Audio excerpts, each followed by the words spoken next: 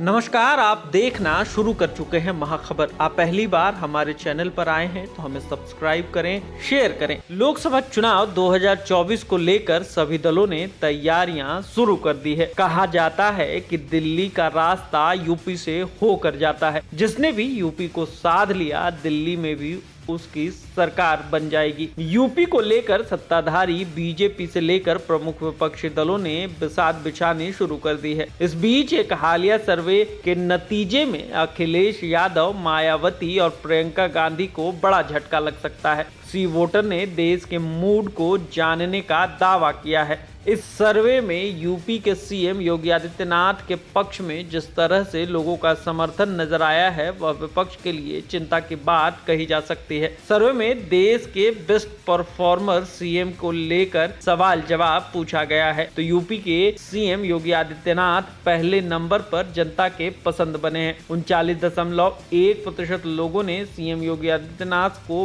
Best CM चुना है। CM योगी की लोकप्रियता में लगातार वृद्धि यूपी में लोकसभा चुनाव की तैयारी कर रहे विपक्ष के लिए खतरे की घंटी है। 2014 और 2019 के लोकसभा चुनाव में बीजेपी को यूपी में बम्पर सीटें मिली थीं। यही नहीं, 2024 का यूपी विधानसभा चुनाव बीजेपी ने सीएम योगी का चेहरा आगे करके ही लड़ा था और बीजेपी की बहुमत के साथ वापसी हुई थी। राज्य की राजनीति में 1985 के बाद यह पहली बार था जब कोई सरकार 5 साल का कार्यकाल पूरा करके दोबारा सत्ता में आई थी।